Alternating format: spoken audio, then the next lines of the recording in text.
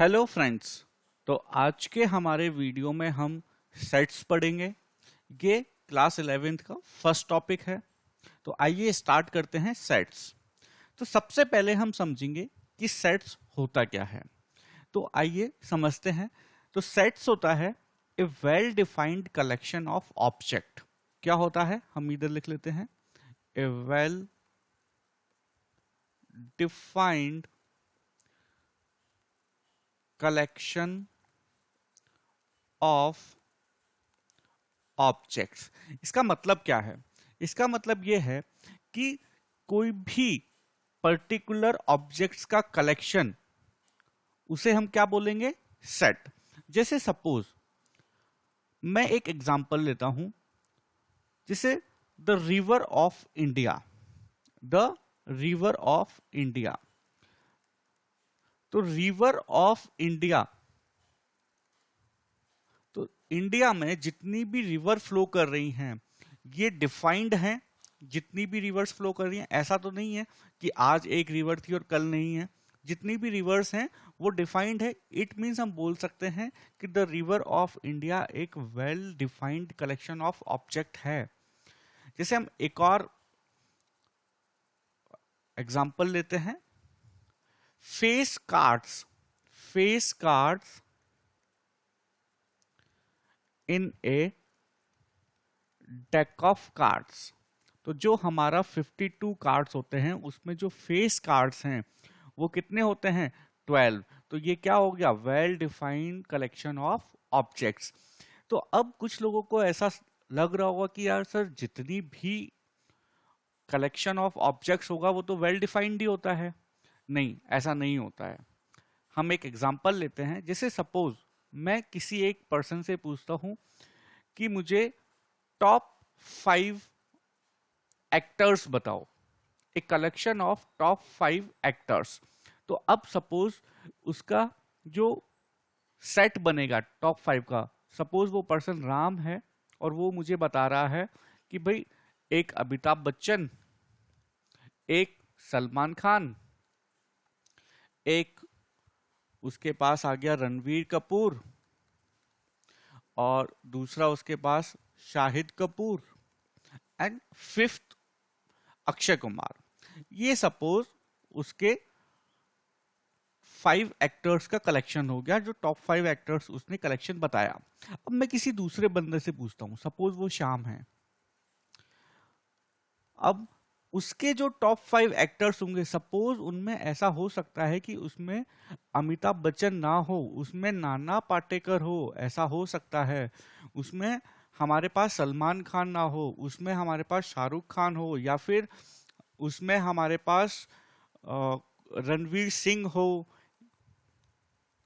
तो इस टाइप से वो एक डिफरेंट सेट बन जाएगा। तो हम यहां से बोल सकते हैं कि यार ये एक well defined collection of objects नहीं है। इट मींस यहां से हमें ये समझ में आया कि जब भी एक जो हमारा सेट है वो पर्सन टू पर्सन वेरी ना करे, वो फिक्स रहे, तो वो सेट हमारा क्या कहलाएगा? Well defined collection of objects. तो उसे ही हम क्या बोलेंगे? सेट। तो ये यहां तक आपको समझ में आ गया होगा कि सेट हम पहचानेंगे कैसे। जैसे कि मैं बोलूं a set of natural numbers less than 10, जब मैंने ऐसा बोला तो उस सेट में एलिमेंट्स क्या क्या होंगे?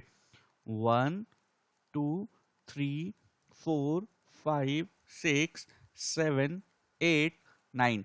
इसके अलावा और कोई भी एलिमेंट नहीं हो सकता। और चाहे मैं राम को पूछूं, या मैं श्याम को पूछूं, या घनश्याम को पूछूं, हमेशा ये कलेक्शन ऑफ जो एलिमेंट्स रहेंगे सेट के वो सेम ही रहेंगे।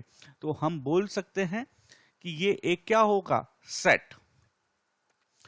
अब हम अब हमें सेट पहचानना आ चुका है कि भाई हम देख के बता सकते हैं कि ये सेट है या फिर नहीं है।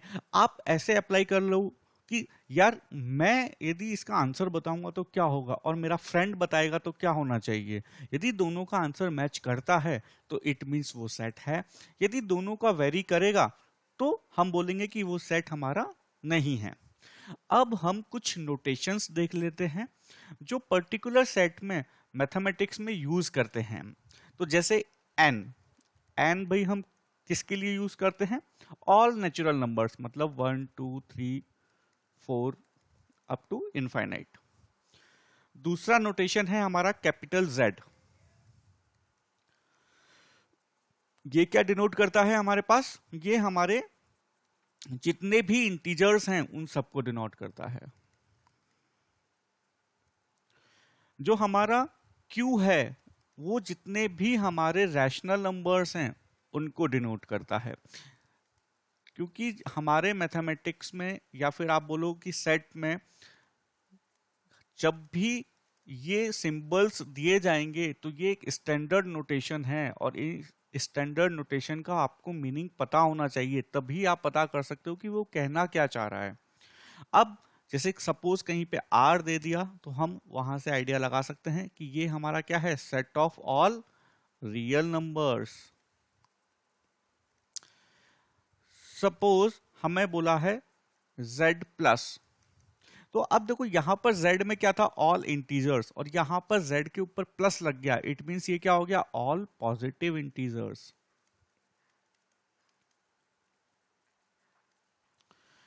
अब सपोज मैं यहां पर q प्लस भी लगा लूं तो यहां पर ऑल रैशनल नंबर्स था, तो यहां पर क्या आ जाएगा भाई? Positive rational numbers.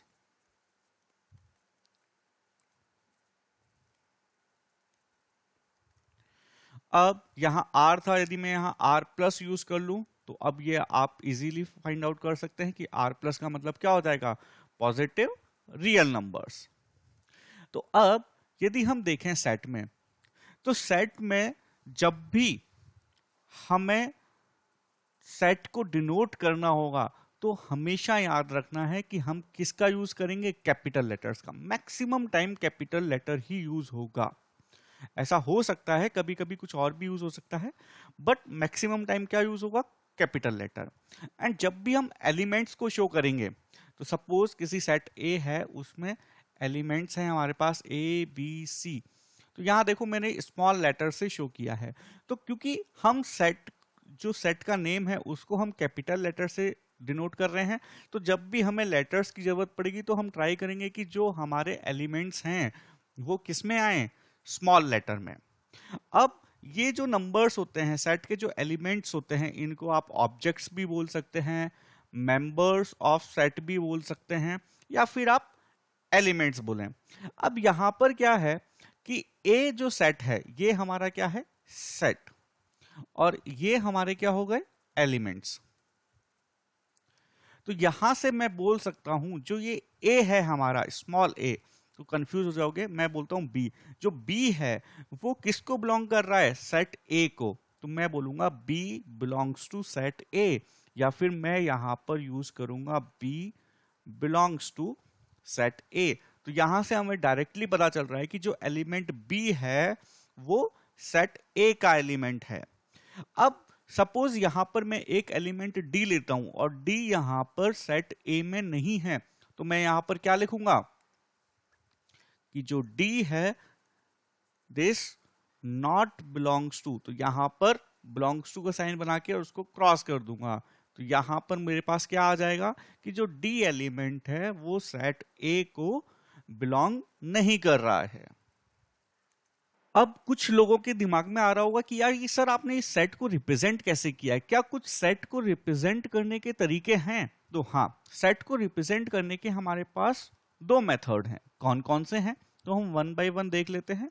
जो फर्स्ट मेथड होगा वो होगा हमारा रोस्टर फॉर्म, या फिर हम इसको बोलते हैं टेबुलर फॉर्म। तो अब ये फॉर्म कौन सी होती है भाई? तो जब भी हमारा सेट दो जो हमारे कर्ली ब्रैकेट्स हैं उनके बीच में सारे एलिमेंट्स लिखे गए हों किसी भी सेट के, और वो सारे के सारे एलिमेंट्स एक कॉमा से सेपरेट हों, कॉमा से सेपरेटेड हों सारे के सारे एलिमेंट्स, तो हम उस फॉर्म को क्या बोलेंगे? रोस्टर फॉर्म या फिर टेबुलर फॉर्म। जैसे कि मैं बोलता हूं कि एक सेट है हमारे पास, set of all integers less than 6। जैसे सपोज ये हमने एक सेट लिया, तो अब जब मुझे इसे रोस्टर फॉर्म में लिखना है तो मैं लिखूंगा एक कर्ली ब्रैकेट। अब देखो इसमें इंटीजर्स चाहिए, ठीक है, ऑल इंटीजर्स। अब मैं यहाँ पर पॉजिटिव डाल देता हूँ, नहीं तो बहुत सारे इंटीजर्स होंगे, ऑल पॉजिटिव इंटीजर्स। तो ये हो जाएंगे हमारे पास 1 2 3 4 एंड 5। तो सारे के सारे एलिमेंट्स कॉमा से सेपरेटेड हैं और जो हमारे सारे एलिमेंट्स हैं वो कर्ली ब्रैकेट के अंदर लिखे गए हैं। और इसको सपोज मैं सेट अल्फा बोल देता हूं। तो यहां पर आप देखोगे तो ये कौन सा फॉर्म हो गया हमारा, रोस्टर फॉर्म। अब भाई सेकंड फॉर्म कौन सा है हमारे पास, तो सेकंड फॉर्म हम देखें तो सेकंड फॉर्म हमारे पास हो जाएगा set builder form. Set builder form. अब सेट बिल्डर फॉर्म में हमारे पास क्या होता है, एक बार हम ये देख लेते हैं। तो सेट बिल्डर फॉर्म में हमारे पास जो जितने भी एलिमेंट्स होते हैं, जितने भी एलिमेंट्स हैं वो एक पर्टिकुलर, कोई भी एक पर्टिकुलर कंडीशन को फॉलो कर रहे होते हैं। जैसे कि सपोज मैं एक सेट लिखता हूं कि सपोज हमारे पास यही एक सेट है, set of all positive integers less than 6, और अब मुझे इसे सेट बिल्डर फॉर्म में रिप्रेजेंट करना है। तो अब कैसे करेंगे सेट बिल्डर फॉर्म में, तो वापस मैं अल्फा ही ले लेता हूं इसका नाम। अब वापस हमें कर्ली ब्रैकेट यूज करना है, तो ओपनिंग हमने स्टार्ट कर दिया है कर्ली ब्रैकेट का। अब हमें यहां पर जितने भी एलिमेंट्स हैं उनके लिए एक वेरिएबल डिफाइन करना होता है। तो चलो एक वेरिएबल डिफाइन कर देते हैं, x। अब डिफरेंट डिफरेंट x चाहिए हमें, और x कहां से कहां तक आना चाहिए, 1 to 5 चाहिए हमें। तो अब इस x को हमें डिफाइन करना पड़ेगा, तो यहां पर कॉलन लगाएंगे। तो अब यहां पर x को कैसे डिफाइन करेंगे कि x is a positive integer. अब x एक क्या है, पॉजिटिव इंटीजर। तो भाई लेकिन 1 2 3 4 5 6 7 8 बहुत सारे हो सकते हैं, तो हमें तो 1 से 5 तक चाहिए। तो एक और कंडीशन क्या लगानी पड़ेगी, and x is less than 6। तो यहां से हम बोल सकते हैं जो हमारा सेट है वो क्या बन गया है, उसके एलिमेंट्स 1 2 3 4 5। तो इस तरीके से आप सेट बिल्डर फॉर्म में रिप्रेजेंट करते हैं। सपोज हमें एक सेट है जिसमें सारे हमारे पास वोवेल्स हैं, ए ई आई ओ यू, और इसे, ये हमारा रोस्टर फॉर्म है, इसे हमें सेट बिल्डर फॉर्म में रिप्रेजेंट करना है। तो कैसे करेंगे, तो अब हम क्या करेंगे, हम सेट का नाम लेते हैं। सपोज हमने सेट का नाम ले लिया y, तो y इक्वल टू, वापस अब जितने भी हमारे ये वेरिएबल्स हैं, जितने भी हमारे ये एलिमेंट्स हैं, उनको एक वेरिएबल देते हैं x, और अब x को डिफाइन करते हैं। क्या डिफाइन करेंगे, x is a vowel in English alphabets.